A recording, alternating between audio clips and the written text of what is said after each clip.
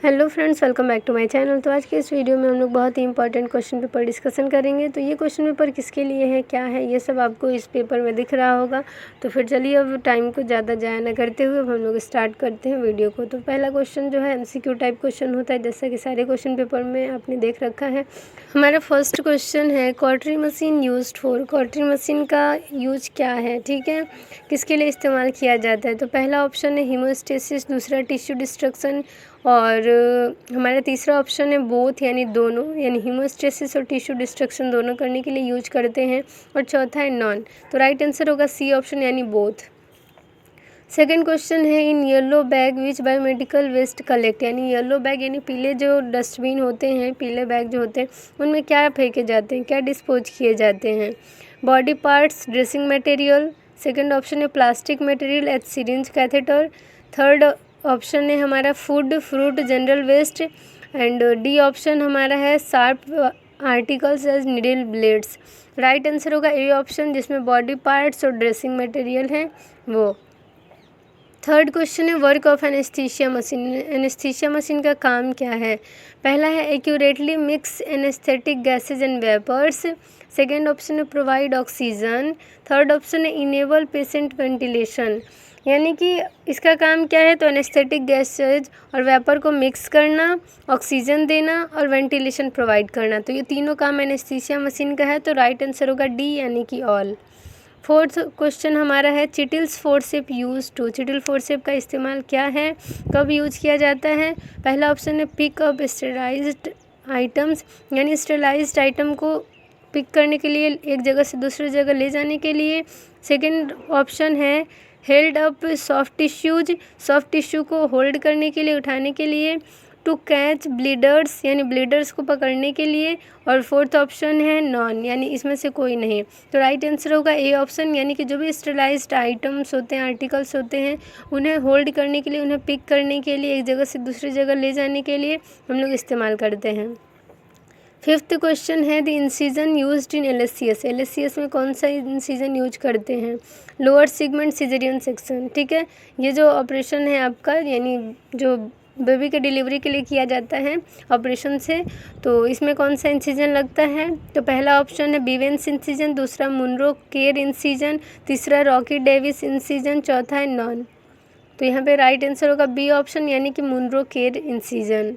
Second question है choose right and wrong in the following statements. यानी statements दिए गए हैं, इसमें से सही और गलत बताना है। पहला क्वेश्चन है position provide for episiotomy is supine. यानी एपिसियोटमी अगर वेजाइनल बर्थ होता है तो उसमें एक इंसिजन लगाते हैं और उस इंसिजन को एपिसियोटमी इंसिजन कहते हैं। और ये जो होता है मेनली लिथोटमी पोजीशन में होता है, ना कि सुपाइन पोजीशन में। तो ये हमारा रॉन्ग है, गलत स्टेटमेंट है। सेकेंड क्वेश्चन है stone in kidney is called urolithiasis. अगर किडनी में स्टोन होता है तो उसे यूरोलिथियासिस कहते हैं। तो ये भी हमारा सही है, यानी किडनी में हो या फिर यूरिनरी सिस्टम में, ठीक है। एक होता है नेफ्रोलिथियासिस, वो भी टर्म यूज करते हैं किडनी में स्टोन के लिए। और अगर आपका यूरिनरी सिस्टम यानी यूरेटर, किडनी और ब्लैडर में हो तो उसके लिए भी यूरोलिथियासिस यूज करते हैं। तो ये आपका सही है। C arm is imaging device. C arm क्या एक तरह का इमेज लेने वाला डिवाइस है, ठीक है, एक्सरे ही तो लेते हैं। तो ये भी हमारा राइट स्टेटमेंट है। फोर्थ क्वेश्चन है removal of uterus is called cholecystectomy. Cholecystectomy GV removal surgery को कहते हैं, ना कि बच्चेदानी को निकालने के ऑपरेशन को कहते हैं। यूट्रस के रिमूवल को कहते हैं क्या, तो हिस्टेक्टमी कहते हैं। तो ये स्टेटमेंट आपका रॉन्ग है। फिफ्थ क्वेश्चन है suturing thread ethilon is absorbable suture. तो जो नायलॉन होता है, एथिलॉन जो होता है, वो नॉन एब्जॉर्बेबल सूचर है। तो ये आपका रॉन्ग स्टेटमेंट है। थर्ड क्वेश्चन है फिल इन द ब्लैंक्स। इसमें क्या कह रहा है कि Allis forceps use to hold. तो एलिस फोर्सेप का यूज किसको होल्ड करने के लिए होता है, तो टिश्यू को होल्ड करने के लिए होता है। Second question angioplasty is a procedure to repair. Angioplasty जो है वो ब्लॉक्ड कोरोनरी आर्टरी को रिपेयर करने के लिए यूज करते हैं, यानी ब्लॉकेज ऑफ कोरोनरी आर्टरी के लिए। थर्ड क्वेश्चन है colour code of 14 number catheter is. जो 14 नंबर का कैथेटर होता है उसका कलर कैसा होता है, तो ग्रीन होता है। अब फोर्थ क्वेश्चन है TURP स्टैंड्स फॉर, तो TURP BPH का ऑपरेशन है। बिनाइन प्रोस्टेटिक हाइपरप्लेजिया के लिए सबसे बेस्ट ऑपरेशन माना जाता है TURP, जिसका फुल फॉर्म है trans urethral resection of prostate. अब हमारा नेक्स्ट क्वेश्चन है the drain of ascitic fluid is called. ठीक है, एसेटिक फ्लूइड जो होता है उसको ड्रेन करने के लिए कौन सा प्रोसेस यूज करते हैं, तो ये है पैरासिंथेसिस। ठीक है, और अगर प्लूरल फ्लूइड है यानी कि आपका जो प्लूरल स्पेस में है, लंग्स में है, तो उसके लिए क्या करते हैं, तो थोड़ा सिंथेसिस करते हैं। और अगर एब्डोमिनल कैविटी में है, पेट में है कोई फ्लूइड, तो उसके लिए पैरासिंथेसिस मेनली करते हैं, यानी पेरिटोनियम के आसपास है, पेरिटोनियल कैविटी में है तो। ठीक है, तो पैरासिंथेसिस पेरिटोनियल कैविटी के लिए और थोरेसिक कैविटी के लिए थोड़ा सिंथेसिस। ठीक है, अब हमारा नेक्स्ट क्वेश्चन है right short notes on any 4 of the following, यानी कि 6 क्वेश्चन दिए गए हैं, 4 क्वेश्चन करने हैं, एक क्वेश्चन 5 मार्क्स का होगा और ये टोटल जो शॉर्ट नोट का क्वेश्चन है वो 20 मार्क्स का है। पहला क्वेश्चन है नीडल्स के बारे में है और इसके बारे में आपको लिखना है अच्छे से। सेकंड क्वेश्चन है different position OT table. OT table में कौन कौन सा पोजीशन बनाया जाता है उसके बारे में अच्छे से लिखना है। फ्यूमिगेशन क्या होता है ये लिखना है। मॉस्किटो फोर्सेप क्या होता है, इंस्ट्रूमेंट से रिलेटेड क्वेश्चन है, ये तो आप कर लेंगे बहुत ही आराम से।